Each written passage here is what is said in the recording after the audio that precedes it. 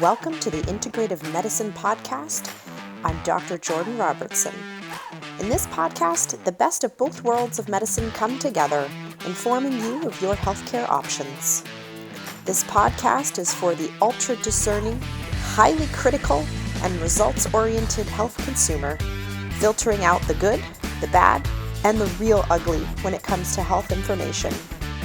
As your host, my mission is to help you navigate the world of evidence-based integrative care and confidently make choices to help you live your best life.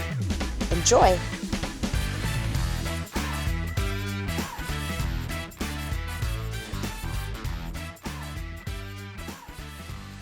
Okay, welcome to another episode of the Integrative Medicine Podcast. I'm your host, Dr. Jordan Robertson. I'm a naturopathic doctor in Burlington, Ontario. Today I have the good fortune of being joined by one of my colleagues, Dr. Cindy Gilbert, who is also a naturopathic doctor practicing in Toronto, Ontario. We're here to talk about a very important group of individuals. We're here to talk about a very important sort of challenge and concerns that we have in healthcare. So Cindy, thank you so much for being on the show today. Can you introduce yourself and sort of kick us off here and having this really important conversation about the queer population? Yeah, thanks so much for having me, Jordan. It's such a pleasure to be on your show and to have a platform to talk about this with more people. A little bit about me and my background. I am a naturopathic doctor, but I am a person like so many people. And I grew up and in the suburbs in a very kind of hetero, sexist, or just kind of average suburban environment. And when I was 12, I realized on my own before she said anything, but I started to realize that my mom was dating women. And then, a year or two later, she actually came out to me. And so my kind of stage of her coming out happened as I was coming of age and becoming a teenager and starting to become aware of my own sexual orientation it was, I'm going to date myself, but it was the late 80s and early 90s. And there weren't a lot of people talking about the LGBTQ2S plus community at that time. And there weren't a lot of kids that I knew. Actually, I knew 0 kids who were growing up in queer families. And so, I have this like personal experience that kind of grounded me in it. And when I went through naturopathic school and got licensed and started to practice, there really weren't any or very few NDs that I knew who were practicing and really working with in or serving queer community. And so it's become more and more a big part of my practice. One of the things that I do is I supervise students at the Queen West Community Healthcare Center, and there's a free naturopathic clinic there where we have priority for trans-identified and non-binary patients. And so it's become more and more of a population that I have experience working with, not just this like personal connection to community, having grown up within the LGBTQ2S community, but also now having a lot of clinical experience working within community. That's amazing. And you've done some education already for naturopathic doctors on some of the sort of unique health concerns and sort of the unique ways that we need to approach this population. Can you just give us a little bit of background on what your interests are there? Oh, sure. Yeah, I'm really interested in health equity of like all kinds, not just within LGBTQ2S plus patients, but also, health equity across the board, whether that's across like age, race, in terms of like body positivity and sex positivity, and harm reduction. But I have been teaching, specific courses more on the ethics and jurisprudence, like the legal responsibilities that healthcare practitioners have in working with diverse populations.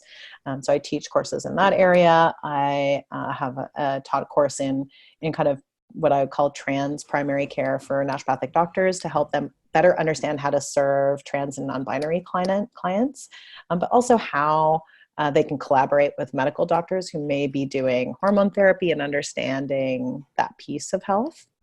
But a lot of what I do is really advocating for increased patient safety so that people feel really safe with their healthcare practitioners, because it's so important that people of all genders and sexual orientations, feel like they can talk to the person in front of them and share aspects that are really personal and really, a huge part of health isn't just about, like my arm hurts, as you know, right, so well. And so when we're asking, especially as naturopaths, we tend to ask a lot of questions about how people live their lives. And so I'm really passionate about helping other NDs and other healthcare practitioners in general to make their practice more inclusive to people of diverse backgrounds.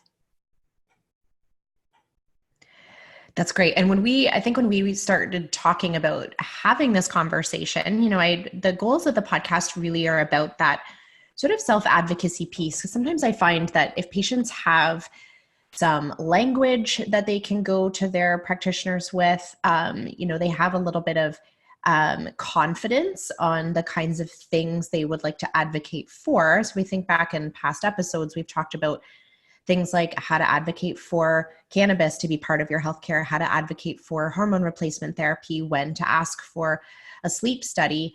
Part of our goals here is to give patients both like the language they need to approach their healthcare practitioners, but also just like that confidence that they have that right to be able to have that patient-centered care, right? Because even though we often, we talk about moving towards more patient-centered models, like as far as healthcare in Canada, it still really like isn't a lot of the time, right? It's still being driven by like sort of like the big public health bus, and not always giving each individual exactly what they need out of their experience. So it's one of my goals of what I'd like to get through today is to give some listeners some education about that. So whether it's themselves or family members that they're looking to help support navigate healthcare, that they have some ideas on how to do that in a safe way, but also in a way that gives them what they actually need out of their healthcare experience.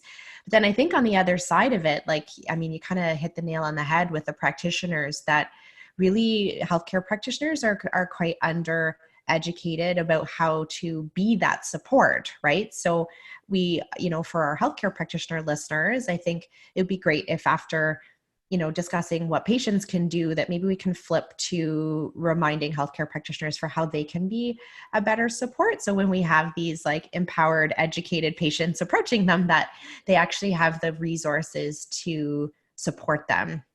Yeah. I think that that's so critical, like, especially when we're talking about things like gender and sex and sexual orientation, or even just like sex practices and sexual health in general, that, access to care is what we know is the biggest barrier for most people who, who identify as being under this queer umbrella. And that access is like the biggest barrier to achieving health goals. That most of the research shows that having experiences of discrimination or harassment in the healthcare setting, whether that's like in a medical doctor's office or in other kinds of health practices, is the biggest impact on health for people who are queer identified.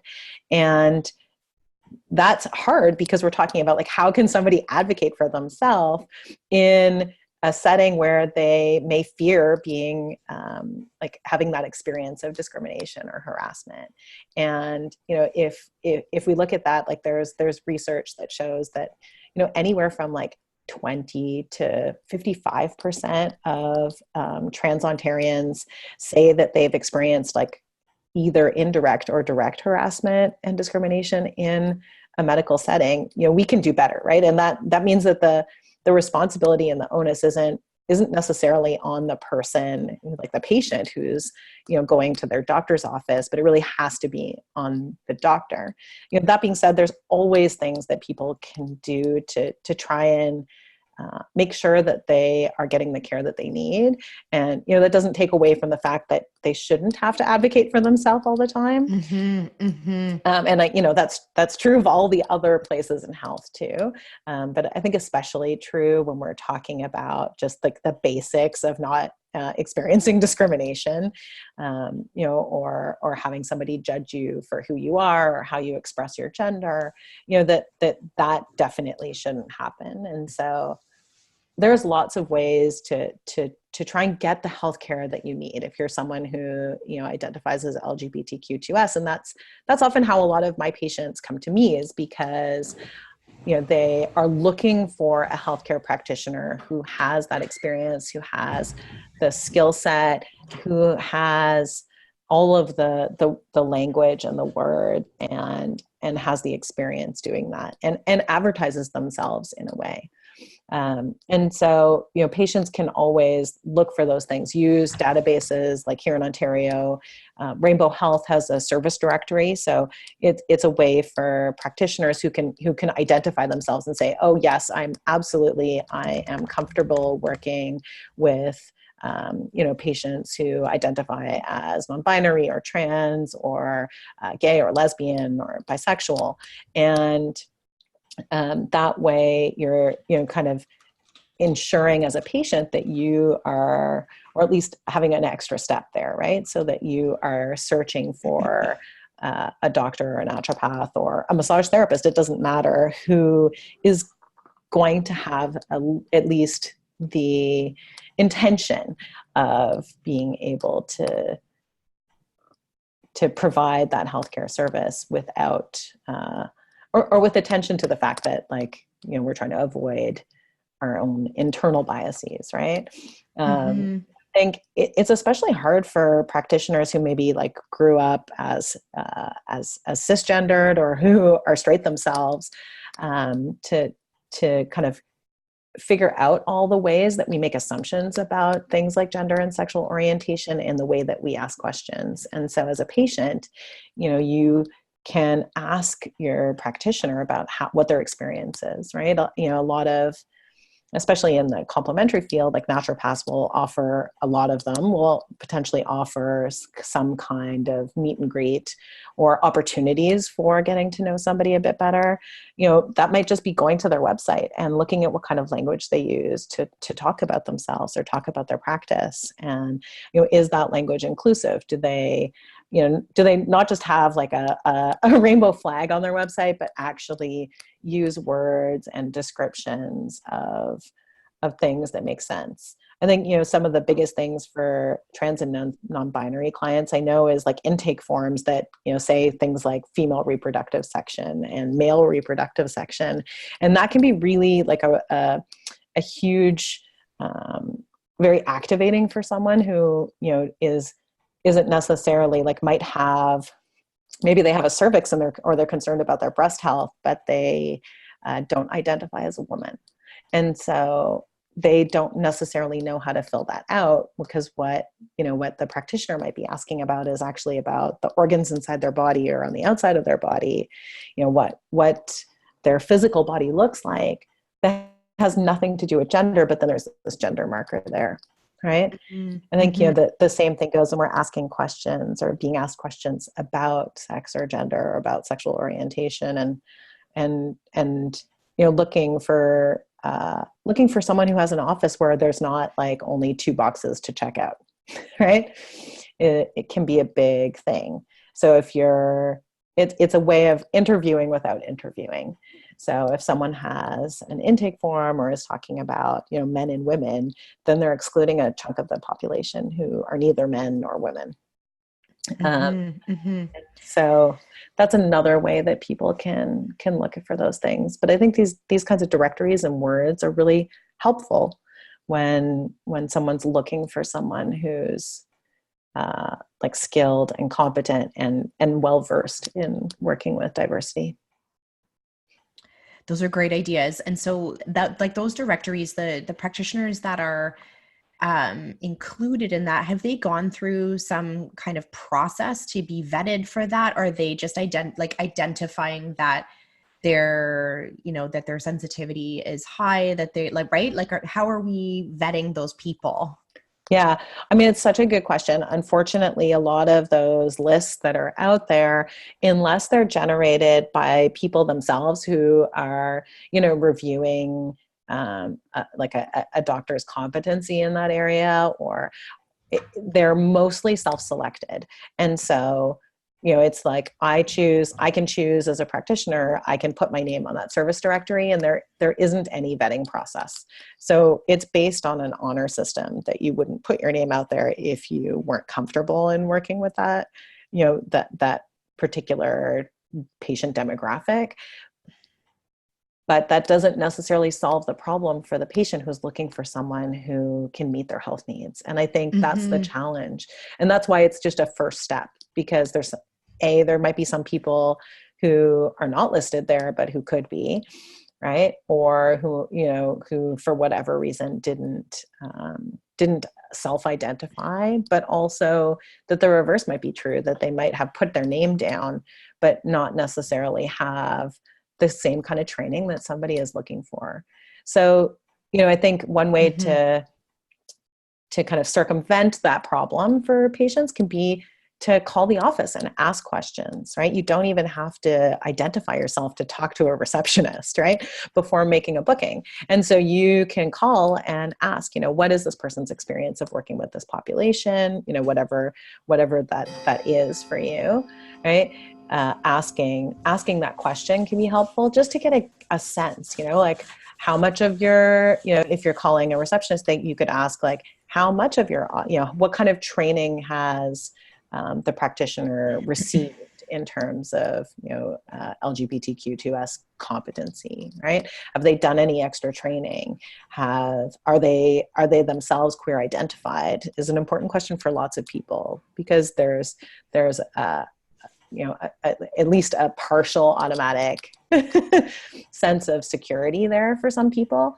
And that those questions are totally okay to ask, and they can be asked anonymously. So you don't have to out yourself in that kind of screening phone call to check in, but feel totally confident in being able to say, like, this is important to me, or this is important to my health, and I want to make sure that not just the practitioner, but the whole office is going to be a place that's okay for me.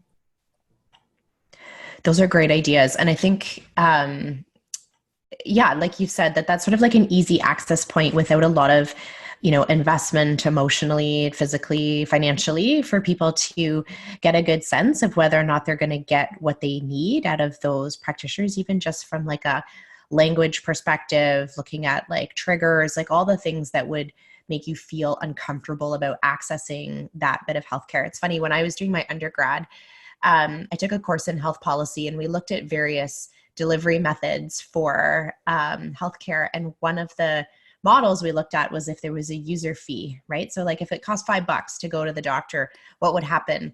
And it was remarkable. We think it's such a small fee, right? It was remarkable the number of Canadians that would miss out on access to care because of that barrier.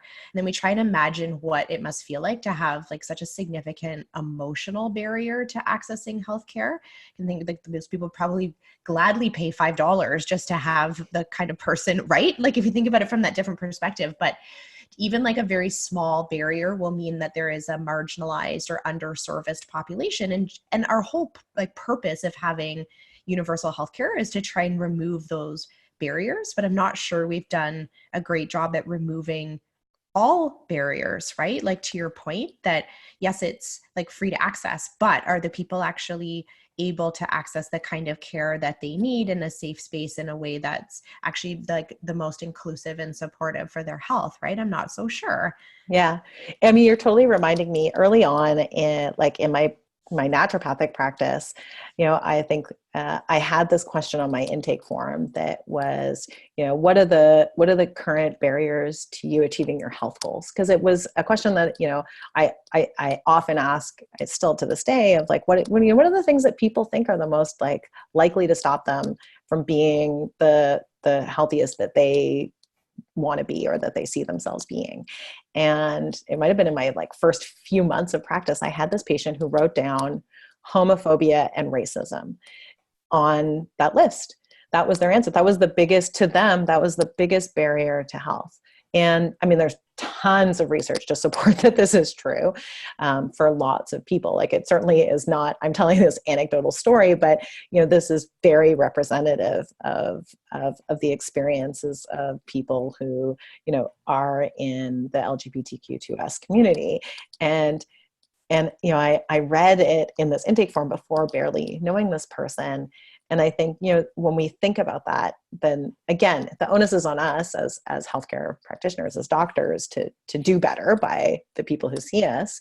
But, the question becomes, like, if that's the barrier, if it's not $5, but it's this like social stigma that's the barrier, then how are we helping that person? Right. And how is that person going to be able to help themselves to achieve those health goals if a huge part of it is things that they can't control very well?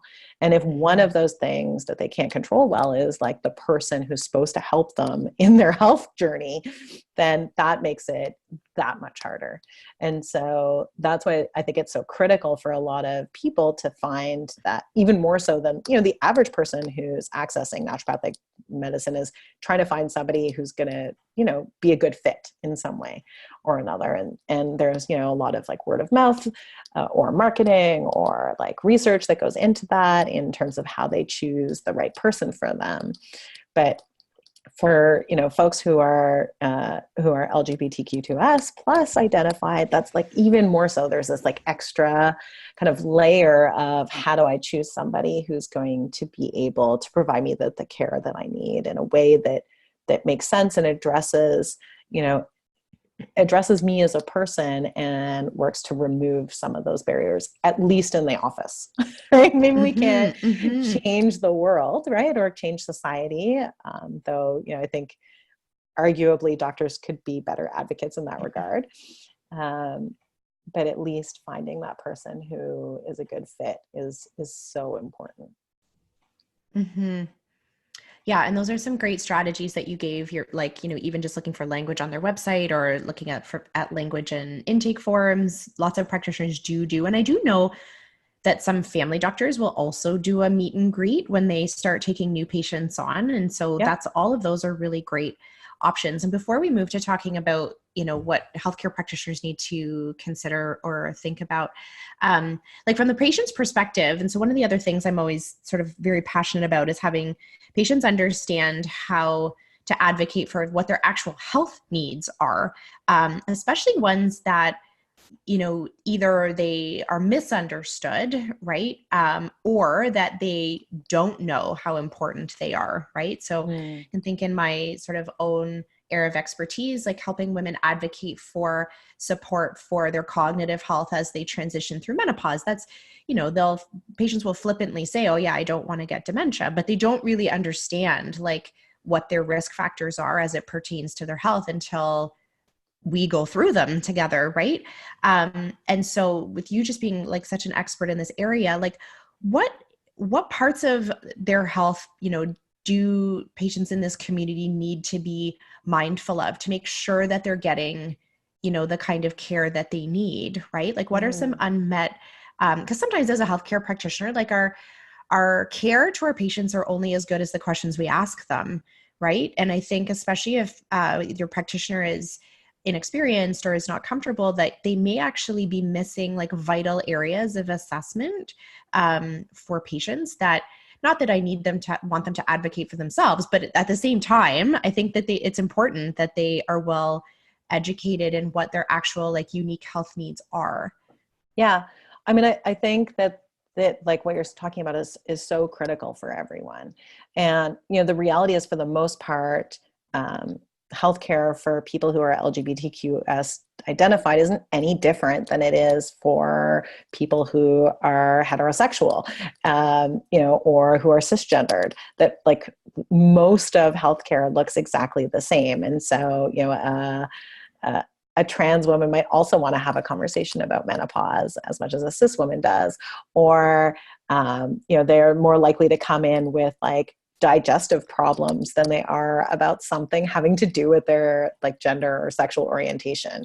And so for the most part, that advocacy is more about like their particular individual health needs and goals and concerns than about their identity in any kind of way. You know, I think that being said, certainly there's like certain situations where a lack of understanding from their healthcare practitioner can be itself a barrier or present a challenge to getting healthcare when it's something that may have assumptions that clinicians make around it. So, you know, I can think of kind of two instances. You know, like one might be someone who's practicing binding in one kind of way or another. So binding is the process of using fabric or special clothing or pieces of clothing to contour the chest a bit differently. So often it's used by people on the transmasculine spectrum, where they may have more chest tissue that they are trying to contour in a different way. And so using fabric to smooth out areas or to change their kind of physical appearance of their chest and torso.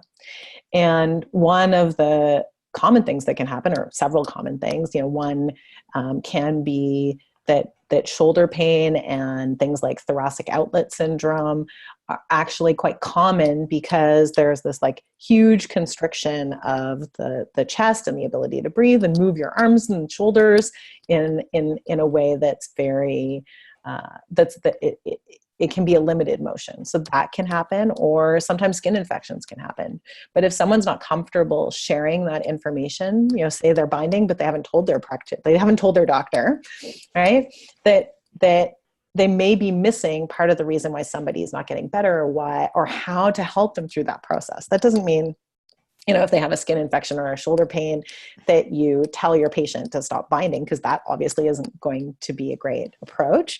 But it's an important piece. And so I think it's more about, it's the questions that get missed, right? Like you were saying, it's those things that doctors don't know to ask. And so as a patient, that's really hard because it becomes very specific, like, you know, something like binding. I think that even the patient themselves might not know is a really important piece or related, right? Not everybody might know that piece. Most people will who are using binders because they, you know, already have done their own research. And oftentimes, you know, this is kind of one area where I think patients often know more than their doctors do about how, you know, their lifestyle or pieces of clothing that they're using, or how sexual orientation and sex practices may impact their health. They probably have more knowledge in that area than we do as doctors.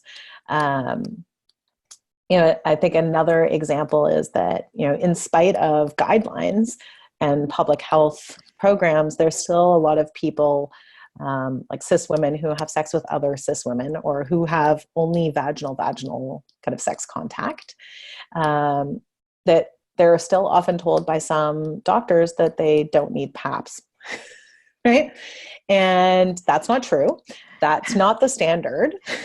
It's rare. It's definitely much less frequent that I see that people have had that experience or been told that, but there still might be these myths out there that exist. And so, you know, that patients aren't getting asked those questions, or that assumptions are being made about, you know, what kind of sex practices or people engage in, you know, based on identity markers. So, you know, a lot of docs will ask about sexual orientation, you know, and then somebody might say, "Oh, I'm gay," or and then we're making all sorts of assumptions. First, we might be making an assumption that that person is a man, and that man has a penis, and that he's also having sex with other men. We might make assumptions about what that sex looks like and what risk factors might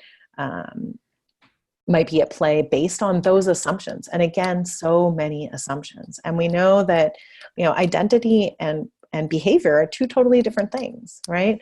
So, you know, how I see myself might not be necessarily, the give us all those answers. And so I think both when we're talking about sexual health in particular, so this only applies to someone who has a concern around sexual health and isn't really specific to someone who's LGBTQ identified, because it could equally apply to somebody who identifies as straight, is that what we're really need to be more comfortable talking about is what kind of sex practices people engage in and the behaviors and the kind of parts that people are having contact with than about identity. And so asking somebody's orientation isn't enough in that context. If someone, has a patient who comes in is like, I have vaginal discharge, whether or not, that person is a lesbian or a trans man, doesn't, or straight or a cisgendered woman, doesn't make a difference in terms of all the questions and the comfort we have to have in asking. And so that's feeling comfortable talking to your doctor about all aspects of your health that's the critical thing. That's the part. Yeah. That's the important part. Yeah. And feeling okay about it. Yeah. Which is so basic, right? But still actually so vital and so important and still kind of unmet, right? I think you and I had talked about even just, physicians making, and we're starting to transition into here what physicians need to be aware of, but making assumptions about the outcomes that people want about their healthcare as well. So you gave the example of polycystic ovarian syndrome, which often leads to a lack of menstruation.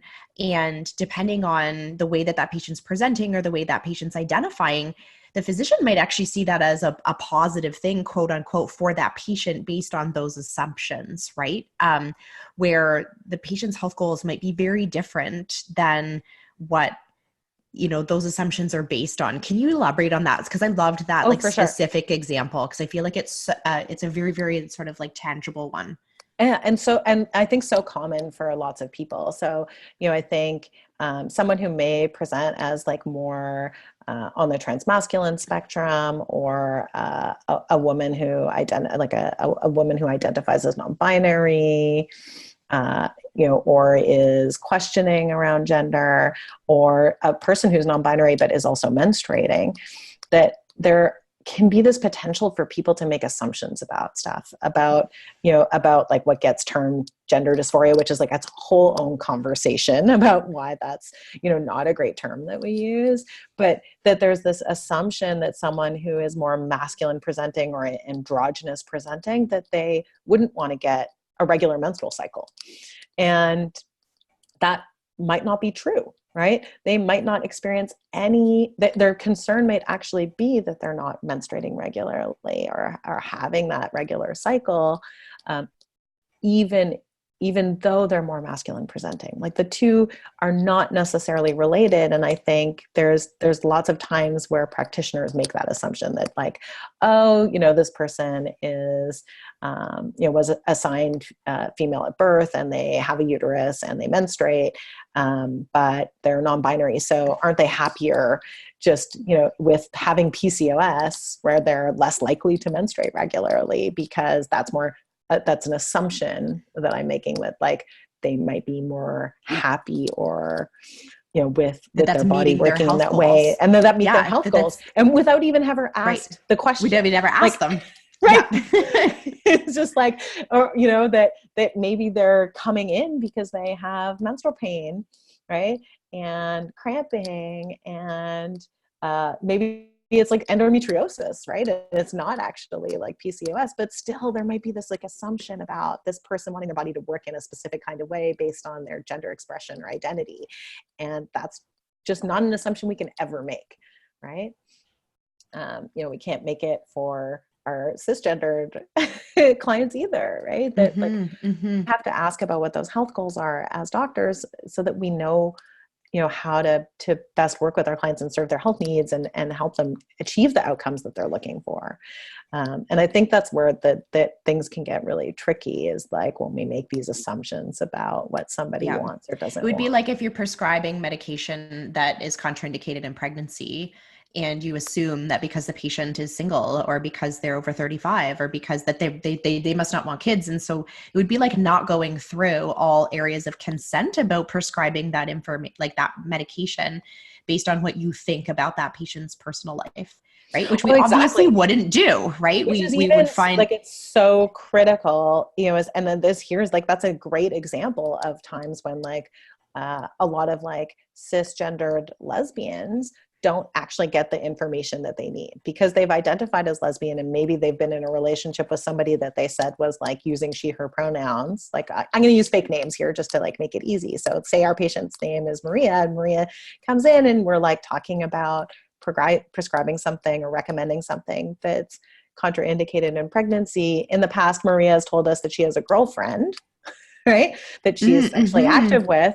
And Yeah. we're assuming that Maria's girlfriend, because Maria's like called her, I don't know, like Sophia, and used she, her pronouns, we've made the assumption that Sophia has not only is like she a woman, but she has a vagina, and that she's not, that Maria, our patient, isn't having sex with anybody or having any contact or any risk of getting pregnant. And so we would as doctors be really remiss to not have that part of that informed consent discussion, even if we think in the past that this is what the patient has said.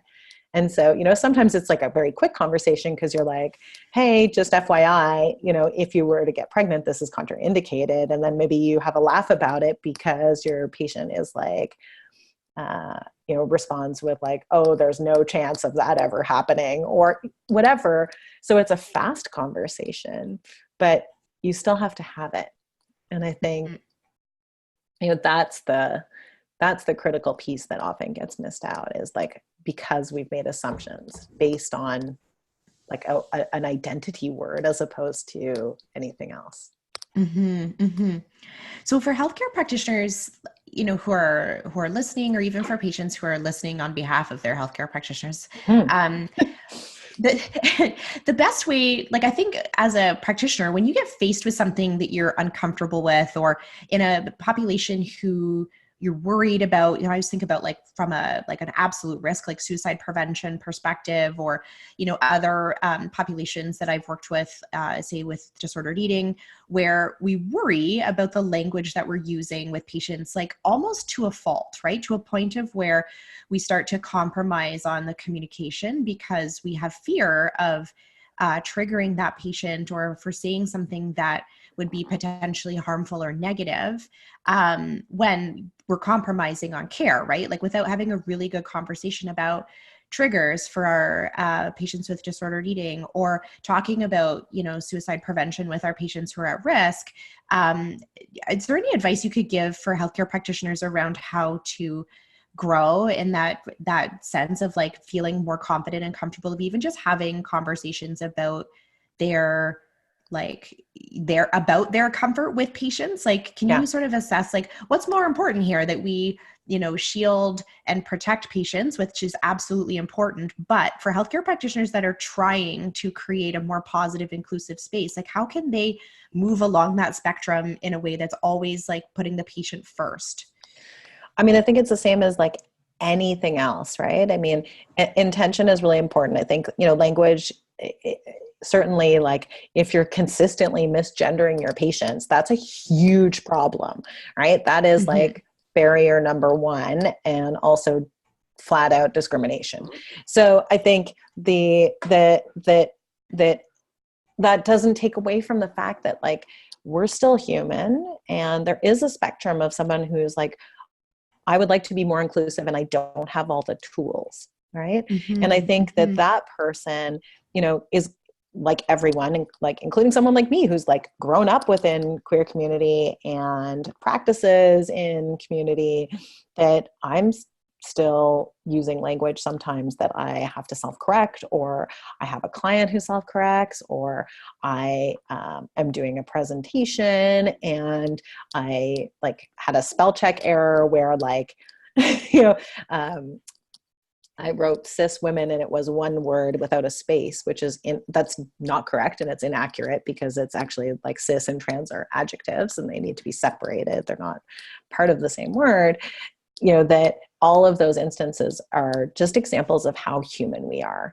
And flat out saying, I'm still learning and I'm trying right now and I might make mistakes, and then just owning up to it and moving on so that it doesn't get too focused, right? Because I think one of the things that can happen is that as we're learning any new skill, if we feel like we have to apologize a lot when we mess up, that then it almost makes it like this weird situation with the patient where like, what you don't want to have happen is where your patient feels like they have to console you about your mistake. Like it's okay. Right. And start to try and help you feel better about like the guilt that you're feeling about having made the mistake. So you don't want to do that. But just That's really good advice. Yeah, just like owning up to it and saying, just like we would if it was, a patient asked a question and I don't know the answer to it. If I am humble enough to say, I don't know, I'm going to look into that and get back to you, is a way of like setting that intention and saying, and the same thing I think applies, right? So I think that the most common place that this might show up is if you had a patient who used gender neutral pronouns, and staff, didn't have a lot of experience at the front desk with pronouns like they, them. And so, then staff might make an error, and, it's less likely in a one-on-one scenario because you're never really talking about your patient in the third person. You're using their name. But when staff are talking or where you're talking about somebody, then it might come up where they get misgendered or pronouns are used that were not the pronouns that the person actually uses. That then it's just about owning it and saying, hey, I'm so sorry. This is a new pronoun to me. And I'm working on it. And, that's my homework, right? Your homework for today is to,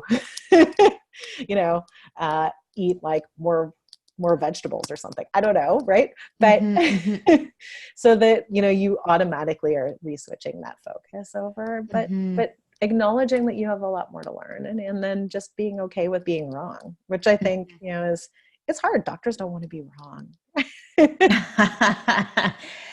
Well, I think we have a lot to learn from our patients too in those instances. I think letting them do and driving a lot of the conversation can be helpful. I think we often end up in this like sort of transactional conversation with patients where we ask them a question and they give us an answer, and we ask them another question and they give us another answer. So I think in some of these instances, we actually have way more to learn about patients if we can say, I need you to walk me through what this looks like for you and how does this fit in your life currently, so that they can give you, all the salient details that they feel are relevant and important, uninterrupted. And then you can follow up with some of those, follow-up questions that help you make that differential diagnosis and whatnot. And so for patients listening, if you're finding, and I hate those transactional conversations, and sometimes they're necessary, right? If we're trying to like figure something out, I often will say to patients, okay, now's the part where I'm going to ask you a million questions, yes or no. But even as a patient, it's, it can be helpful to say to your doctor, is it okay if I just took 2 minutes to just describe this part of my health for you? Because you can often convey so much more information in that style of conversation versus relying solely on your practitioner to like draw out all the necessary information from you, especially if they're inexperienced in the area that you're having a conversation about. You probably can convey way more information by sharing versus just by answering questions.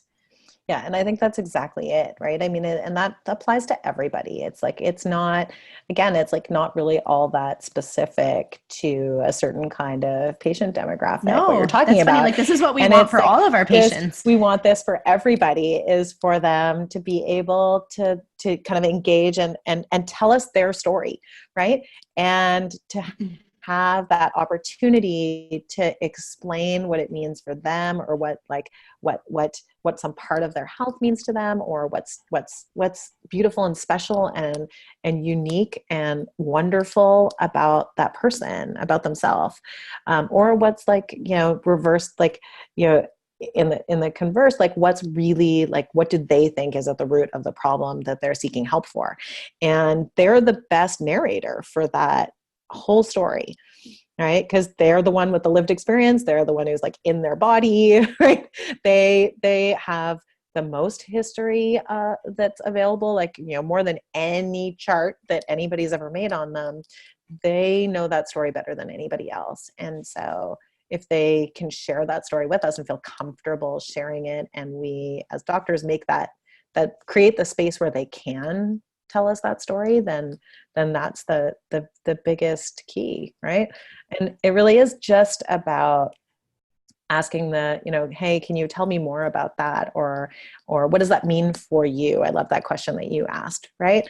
Because that, creates a big difference, and there's always things that we're learning, and I always share like this other story where I had this patient who was coming to me for, he had some problems with urination and like urinary tract infections. And as it turned out that he was practicing, or he had a sex practice that was like not necessarily part of his regular routine, but he had tried out a couple of times that I'd never heard of. And that, in the end, that was part of the picture or one factor in these urinary tract infections. And so, sometimes patients use words and we don't know what they are as doctors. And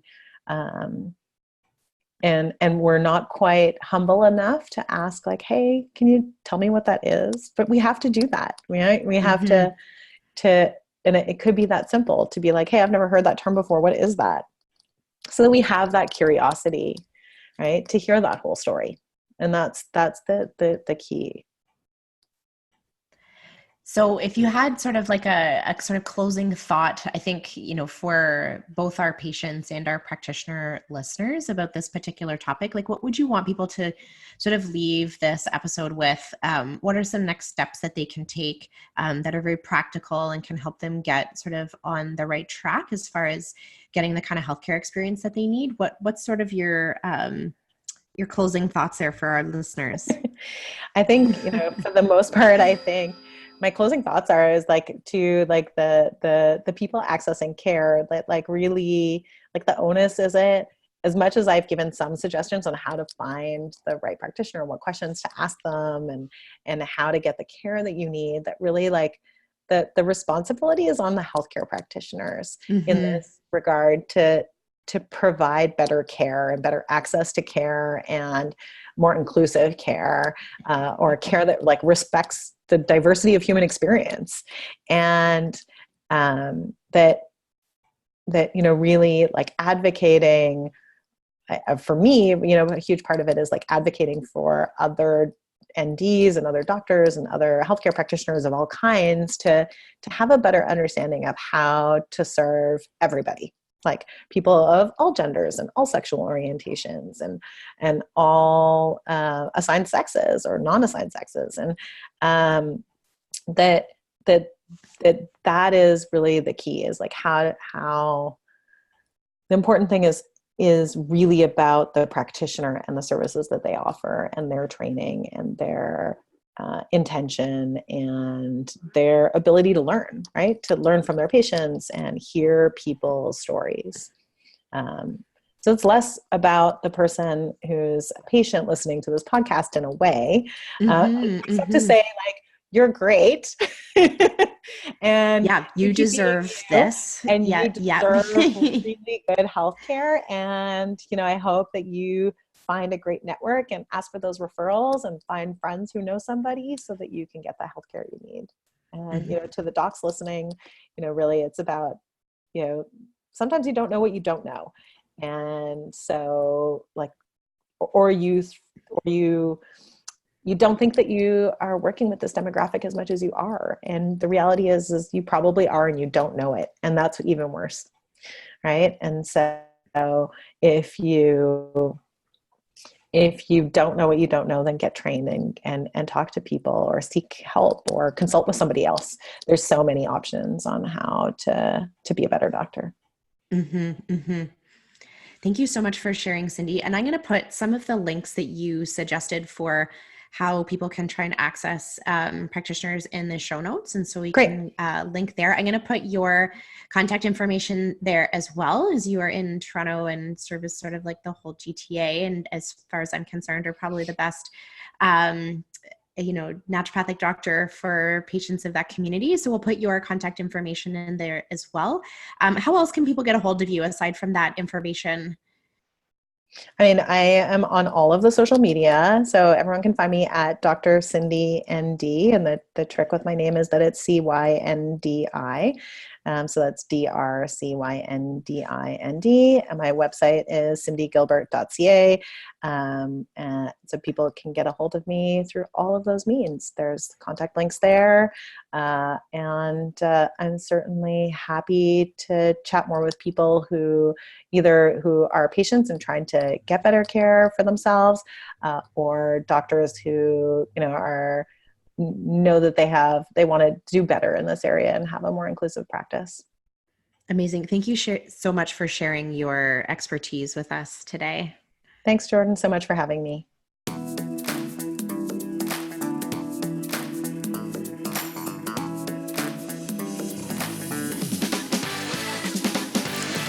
This concludes our episode of the Integrative Medicine Podcast. As I strive to bring you the tools and advice you need to make well-educated healthcare choices, I hope you listen along. Questions about the podcast or topic requests can be forwarded to our email at imedresearchhub@gmail.com. Remember to subscribe to receive updates on the latest episodes through iTunes, Stitcher, or Google Play.